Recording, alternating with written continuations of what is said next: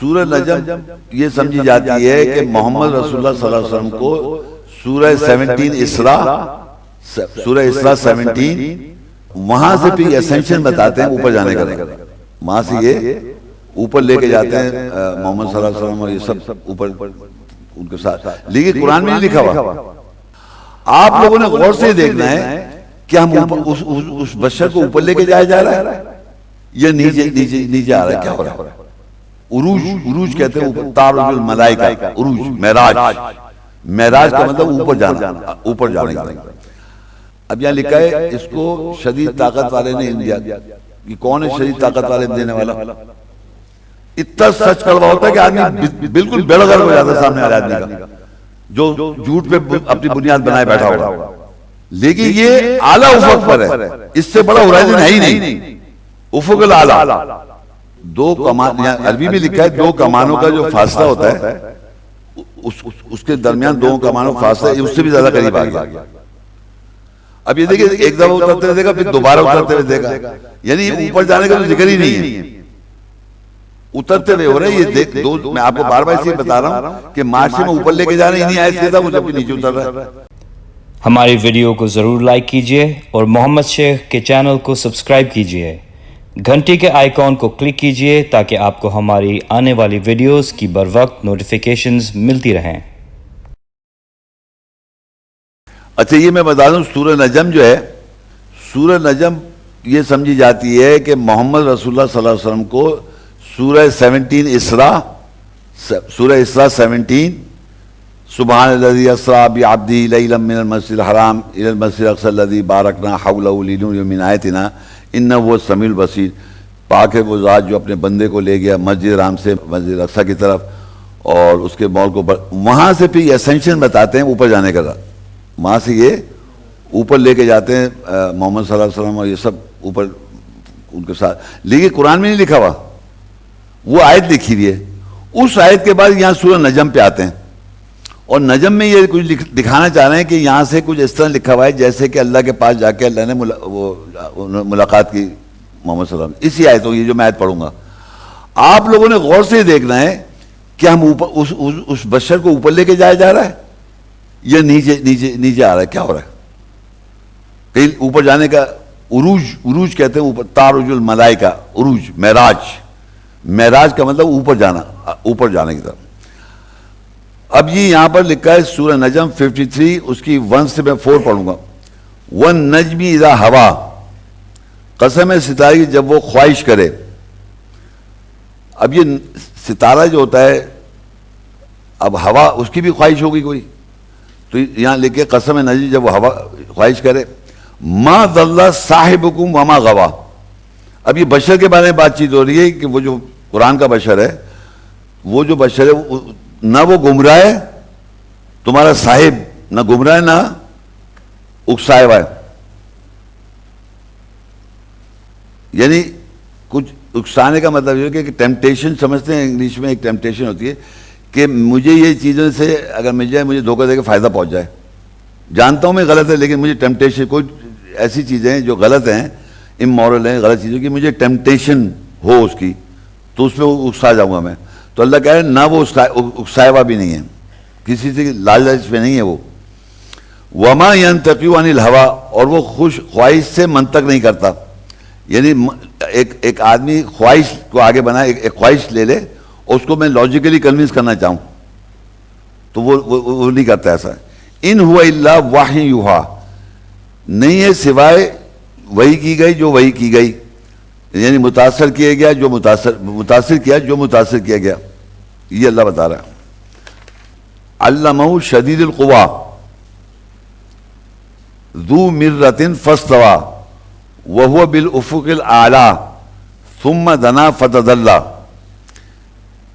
اس کو شدید طاقت والے نے علم دیا۔ اب یہاں لکھا ہے اس کو شدید طاقت والے نے علم دیا، یہ کون ہے شدید طاقت والے علم دینے والا؟ بولے جبریل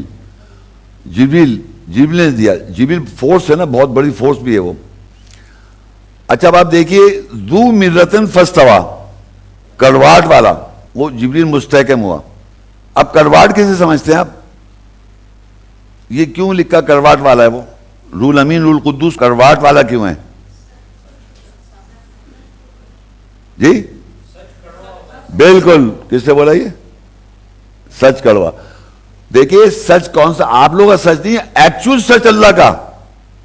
رول امین رول قدوس جو ہے وہ ایکچوئل سچ ہے، 100% سچ.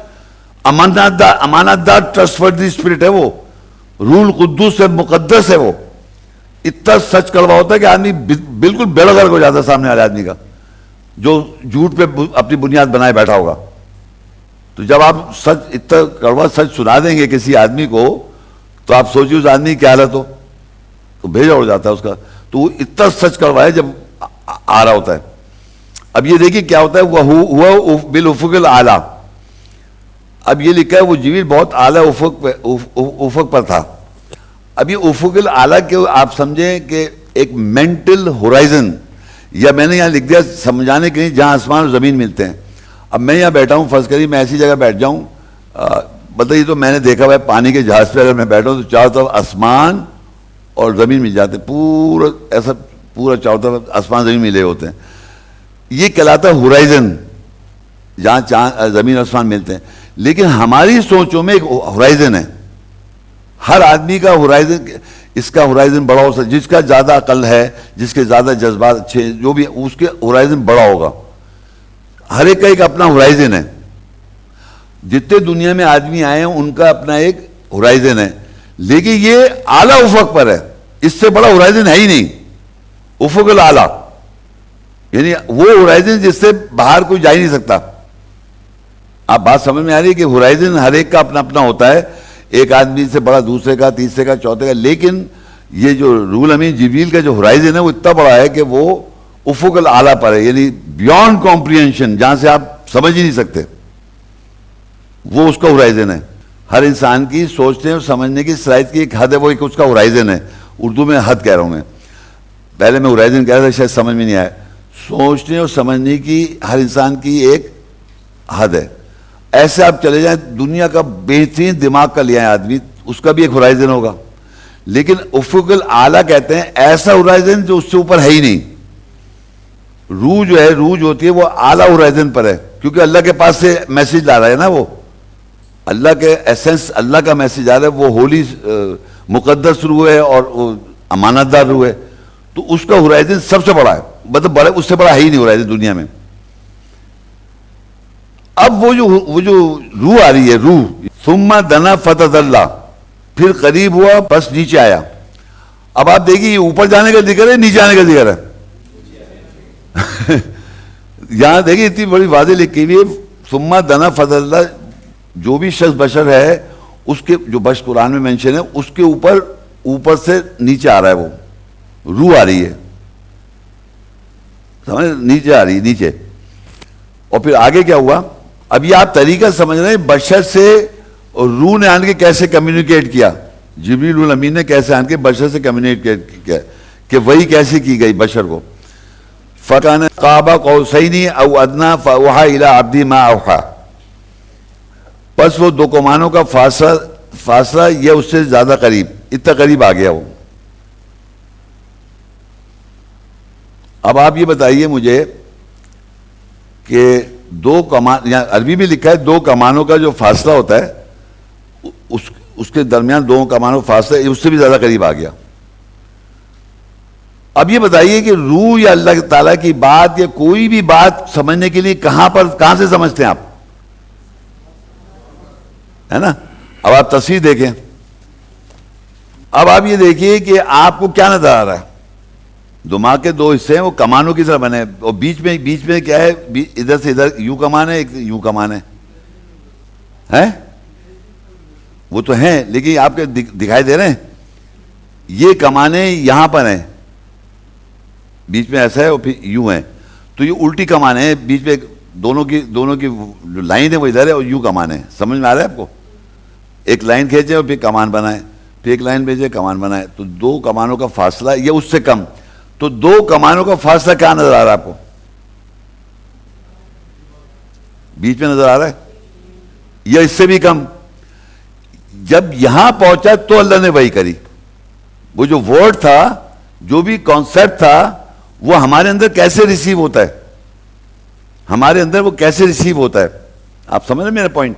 وہ دو کمانیں ہوا میں نہیں ہیں کہیں, وہ کمانیں بھائی مجھے اللہ کو بشر کو پڑھا رہے ہیں نا, تو بشر کے دماغ میں انٹیلیجنٹ ایموشن ہے اور یہ دل سے کنیکٹڈ ہے, اس کی بھی ایک انٹیلیجنس چلتی ہے. تو دو کمانیں جو بنی ہوئی ہیں وہ یہاں بنی ہوئی ہیں, یہاں کے ذریعے آپ کے یہاں تک میسج پہنچے گا. اور ان کمانوں کے لیے یاد رکھیں انٹیلیجنس, ایک ہماری انٹیلیجنس کمان ہے اور دوسری کمان میں موشنز اینڈ انٹیلیجنس. یہ جو ہیں یہ دو ان کے پروسیسر سے آپ ریسیو کرتے ہیں میسج کو, اور پھر وہ دل تک جاتا ہے, پروسیس کر کے جاتا ہے دل پہ. تو یہ میں آپ کو یہاں ضروری بتانا چاہوں گا کہ اگر آپ کی انٹیلیجنس اور ایموشن میں دراڑ ہے, جتنی زیادہ دراڑ ہوگی اتنا ہی مشکل ہے سمجھنا, کیونکہ کوئی آدمی انٹیلیجنٹلی نہیں سمجھ سکتا اللہ تعالیٰ اس کو بتا دے. یعنی باقاعدہ آپ انٹیلیجنٹلی کوئی بات کھود نہیں سکتے, یا آپ کوئی ایموشن سے استعمال کر کے اللہ کی بات نہیں سمجھ سکتے. ان دونوں کا ہارمنی ایسی ہونی چاہیے جو اللہ جانتا ہے, جو اس کو اللہ ریویل کر دیتا ہے. یہ بڑی امپورٹنٹ بات بتا رہا ہوں میں آپ کو کہ دماغ کا انٹیلیجنس اور ایموشنس کا جو ہارمنی اور بیلنس ہے, وہ جب تک آپ کا توازن صحیح نہیں ہوگا تو اللہ کی بات آپ کبھی بھی نہیں سمجھ سکتے, اور جتنی دراڑ ہوگی اتنی کم سمجھ میں آئے گا. تو یہ جو دو میں نے بتایا آپ کو, تو یہ جو کمانیں بتائی ہیں میں نے کہ یہ بیسیکلی اس کا فاصلہ جو رہ گیا دو کمانوں کے درمیان کا یا اس سے بھی کم, تب آپ کو پھر اللہ کہتا ہے آگے لکھا ہے اس سے وہی کری جو اللہ نے وہی کرنی تھی یا جبریل نے وہی کر دی. تو میں بتانا پھر ریپیٹ کر رہا ہوں کہ جو اللہ کا جو کانسیپٹ ہے, جو کانسیپٹ اس کو بتانا ہے لوگوں کو, تو وہ ہم تک جب پہنچتا ہے تو وہ کہاں پہنچتا ہے؟ دو کمانوں کے درمیان اس سے کم کے فاصلے پر. جب وہاں پہنچ جاتا ہے تو پھر وہ پروسیس کر کے دل پہ جاتا ہے. یہاں سے پروسیس ہو کے کہاں جاتا ہے؟ دل پہ. جب وہ دل پہ جاتا ہے تو آگے لکھا ہوا ہے ما کذب الفؤاد ما رأى, اس کے دل نے جھٹلایا نہیں جو اس نے دیکھا. اب یہ سمجھ آ رہی کیا چیز دیکھ رہا ہے وہ؟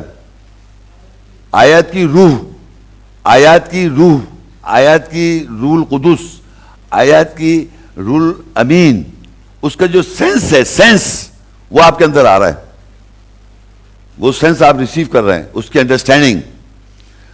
اب وہ جب پہنچا آپ کے پاس تو وہ دل نے اس کو, اللہ کہہ رہا ہے اس کے دل نے اس کو کوئی جھٹلایا نہیں, جو بھی ریسیو کیا اس نے اس کو جھٹلایا نہیں. افتمارونہ علی ما یری, پس تم اس پر شک کرتے ہو جو وہ دیکھتا ہے. جو اسپرٹ آئی بشر کے پاس, اس نے جو دیکھا اس پہ لوگ شک کر رہے ہیں کہ یہ بات صحیح نہیں ہے, کیونکہ ان کا جو ایموشنل جو ہے انٹیلیجنس اس پہ دراڑ آئی ہوئی ہے, تو ان کو اتنی جلدی کمپلینٹ نہیں ہو سکتا, اور پروگرامنگ ہوئی ہوتی ہے.